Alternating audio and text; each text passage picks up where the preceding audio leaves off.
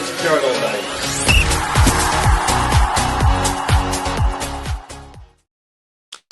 Good morning, good afternoon, or good evening, depending on when you're watching this. Welcome to the Rangers Journal. This is the Lowdown, and my name is Doug.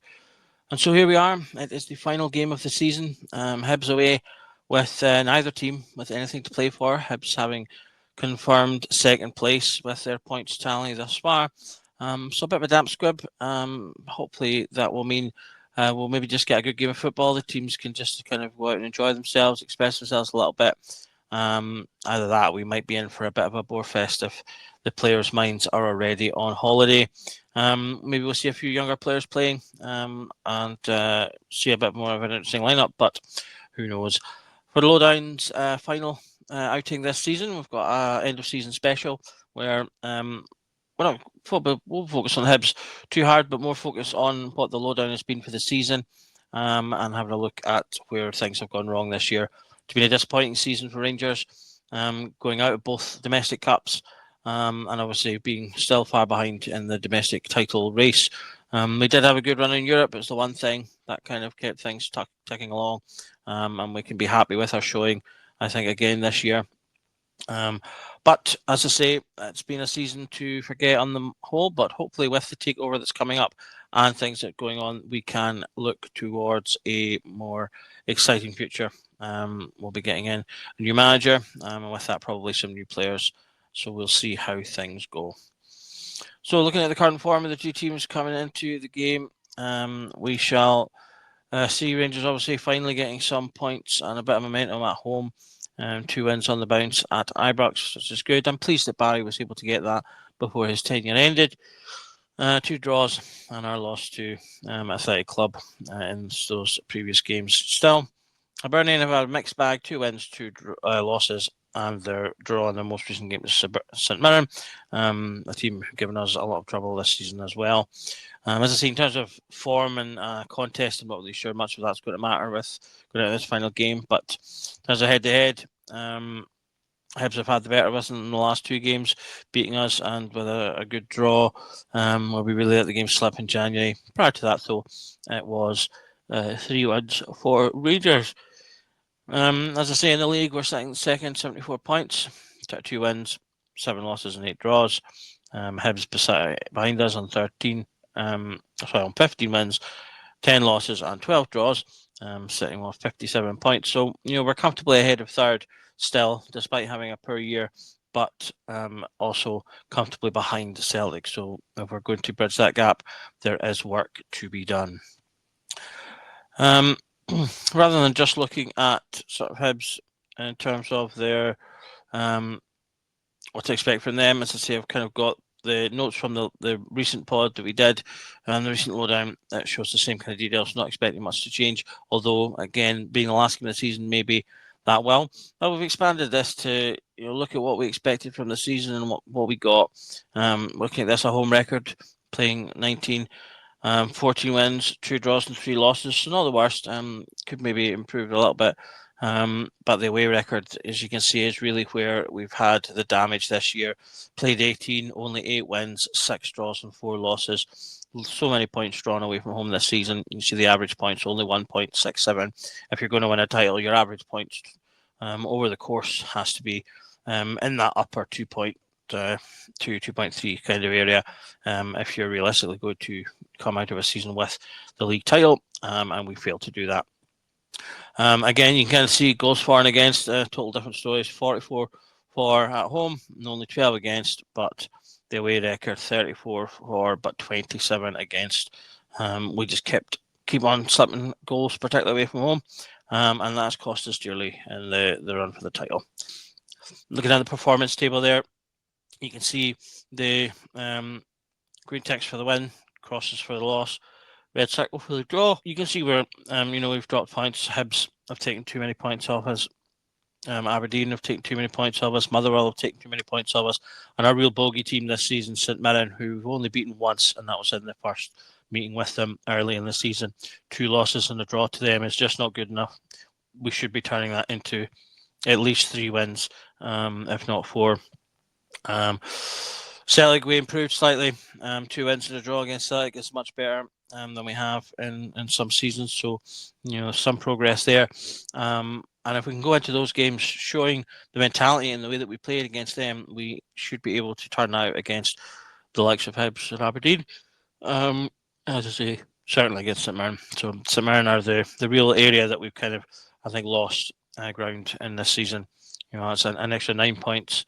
An extra 7 points there alone that could have been gained if we'd sort of beaten them in the way that I think most Rangers fans would agree we should. So lots to reflect on there, lots to learn from, lots to build on to go into the new season. In terms of danger men, obviously we normally look at the danger men for the team we're playing, and we do include that here. But I've looked at the danger men across the season that have caused us the most bother. Perhaps no surprise at the top of that list is Dyson Maeda, 2 goals and 2 assists against us. In terms of Hibs, obviously we're about to play. Boyle comes in second with 3 goals against us. I think you can see a smattering of players all with 2 goal contributions against us, be those goals or goals and assists. So decent sort of players from various teams. Potentially a couple in there that some might think we should look at. I know we've been linked with Dalby, or some people have talked about the idea of purchasing Dalby. Could he be someone that would be useful to Rangers? No, these are the players that are causing us trouble. And out with Celtic, there shouldn't really be teams that we're afraid to potentially test to bring some of their best to us if we think that they could do a job here. Okay, moving on to the Rangers 11. So I've compiled the top 11 based on appearances this season, with only one minor exception.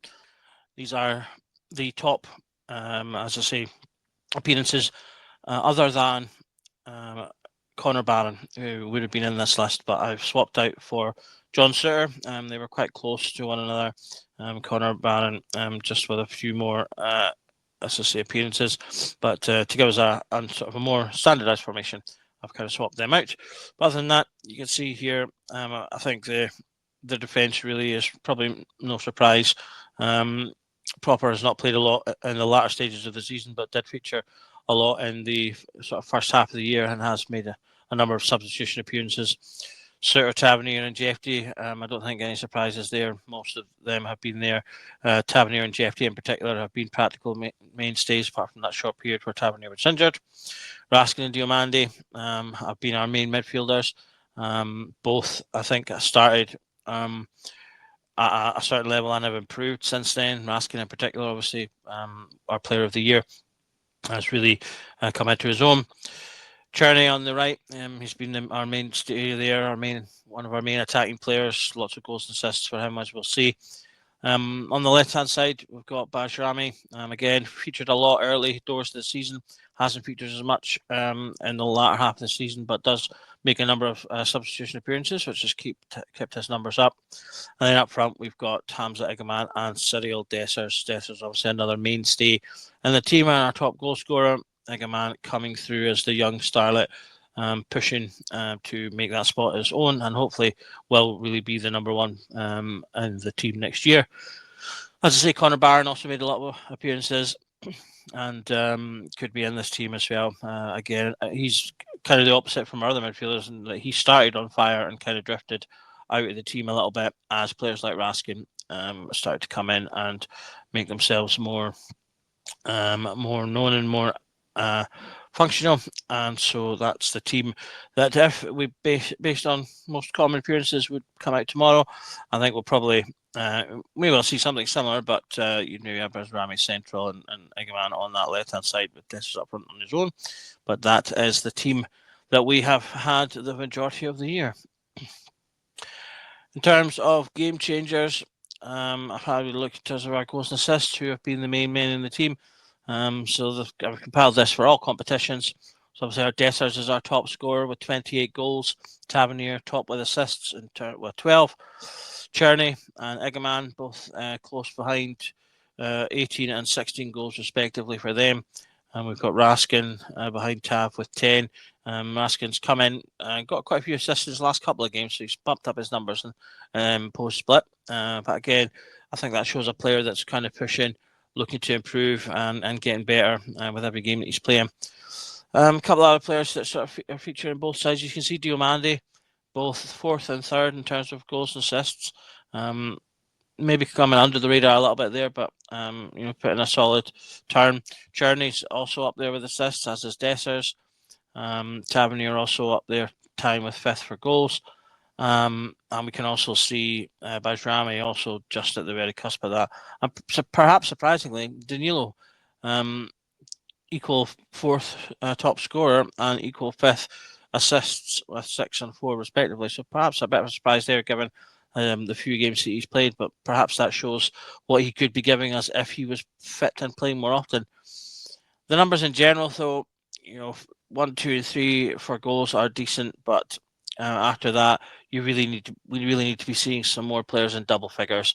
Diomande, Danilo, we really want to be getting double figures. I think if we can, in terms of goals from them, or if we had a more functional outright left winger that could contribute goals, that would be a massive plus. Kind of similar with assists, we've not got a huge amount of people, only 2 in double figures. So again, we kind of want to push that a little bit more.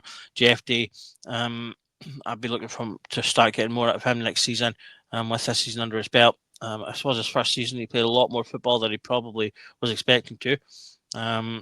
And he has been effective in a number of ways, but that end product, I do want to see a little bit more out of him if possible. So finally, we have the predictions section. This was added sort of later on in the season of the Lowdown, so it doesn't cover the whole year. We did okay. I got 2 perfect scores in terms of the right result and the right score, bang on. 10 right results, but wrong scores. So, for example, the game just passed, I predicted 3-0 for Rangers, and we won 3-1. So, right result, wrong score. Got 10 of those, and then 8 where, unfortunately, I was proved wrong. For example, the one showing there at the top, I hoped Rangers would beat St Mirren 3-0, and we ended up drawing 2-2. And that was the story of the predictions a lot of the time as well. I had a little bit too much faith. I think continuing Rangers in that period of away games where I thought we would eventually pull something out, and we just went on and on for too long, continuing to drop points and draw games away, which really sort of racked up those incorrect predictions. But not too bad. I'm fairly happy with that. We'll see how we get on with the predictions in the coming season when that starts. Does a prediction for the last game? I'm going to say 2-1 to Rangers. So hopefully we can come out with a victory to end the season on a plus. My Hibs have, as I say, been a decent challenge. Whether they'll really be pushing that challenge, given the lack of stakes in the game, I don't know, but we shall see. So it only remains really for me to say thank you so much for watching the Lowdown this season. This is the first season that the journal has done the Lowdown. The first season for me doing the Lowdown as well. I'm doing these regular videos each week, or often twice a week during our Euro run. We will be back next season. We'll hope to improve the Lowdown as best we can and include more information in a bite-sized format for you. If you have any ideas or anything you'd like to see from the Lowdown next season, please put it in the comments. I'd love to hear from you in terms of what you liked. And indeed, if there's anything you didn't like, or any sections you're not really that interested in, and you think there's something better we could do for the Lowdown in terms of forecasting things for teams, then let us know. I've got some ideas for improvements, so want to get information from you guys as well. So only really remains for me to thank our sponsors, Off to the Match I Go. You can go to offtothematchigo.co.uk for lots of bespoke sporting items and get 10% off using the code Journal10. That's capital J Journal10 at checkout. You can scan the QR code to go straight to the website if you wish to. So thank you to them for supporting us this season. Thank you for, as I say, watching the Lowdown this year. We'll be back for the new season when it comes. Hopefully things will be much changed with the new manager, new owners, and a new team coming. So just remains for me to say thank you, and that every night is a Rangers Journal night. Goodbye.